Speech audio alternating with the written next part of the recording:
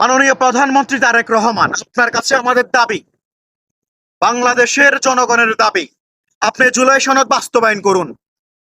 যে এই জুলাইয়ের কারণে আজ আপনি বাংলাদেশের প্রধানমন্ত্রী, আপনি ক্ষমতায় আসছেন, সেই জুলাইকে আপনি অস্বীকার করতেছেন।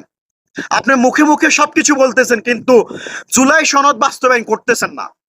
ইনশাল্লাহ মনে রাখবেন, জুলাই সনদ আপনি বাস্তবায়ন না করলে ইনশাল্লাহ আগামীতে জুলাই সনদ আবারও বাস্তবায়ন হবে জুলাইয়ের মতো। যে জুলাইয়ের কারণে আপনি আজ বাংলাদেশের প্রধানমন্ত্রী, আপনি বাংলাদেশে আসছেন, যে জুলাইয়ের কারণে আপনার মা কারাগার থেকে মুক্তি পাইছে, যে জুলাইয়ের কারণে আপনি দেশে ফিরতে পারছেন, যে জুলাইয়ের কারণে আপনার মন্ত্রী, দালাল মার্কা ইন্ডিয়ার দালাল আজ বাংলাদেশে তারা ক্ষমতায় আছে, তারা সংসদে বড় বড় কথা বলে, তারা ছিল এনডিআই, কে গর্তে ছিল, আপনি বিদেশে ছিলেন। আজ তরুণ সমাজ, এই প্রজন্ম নিজের জীবন বিলিয়ে দিয়ে, শিশু, কিশোর, শ্রমিক, রাজনৈতিক কর্মী সবাই মিলে জুলাই, তাদের জীবনের কি আপনার কাছে কোনো দাম নাই?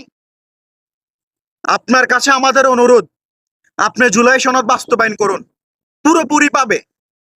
আপনি এখন নাটকের মঞ্চে যেমন নাটক করে মানুষ, অভিনেতা আপনি অভিনয় করতেছেন, আপনি নিজেই বলতেছেন আপনি জুলাই সনদ বাস্তবায়ন করবেন। কোথায়?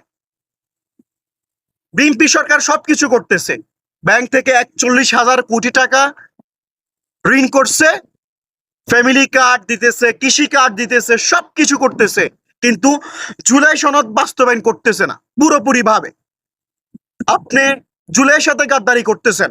মনে রাখবেন, এটা 2008 সাল নয়, 2000 সাল না, এটা 2026 সাল। যে গণ অভ্যুত্থান হয়েছে ছাত্রদের নেতৃত্বে, যে জুলাই হয়েছে, যে 5 আগস্ট আপনি যেটা দেখছেন, এটা 3 প্রজন্মের মানুষ মিলে, 3 প্রজন্ম মিলে এই গণ অভ্যুত্থান হয়েছে।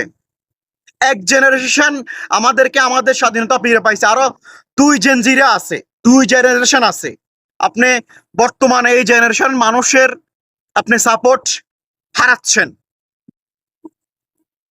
এই জেনারেশনে মানুষ আপনাকে ভালোভাবে নিচ্ছে না।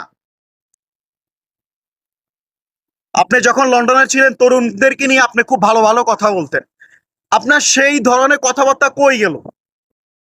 আমি বুঝতেছি না যে কারণে বিএনপি সরকার ক্ষমতায় আসছে। যেই জুলাই না হলে বিএনপি ক্ষমতায় কখন আসতে পারতো না, হয়তো আরো 20 বছর অপেক্ষা করতে হইতো।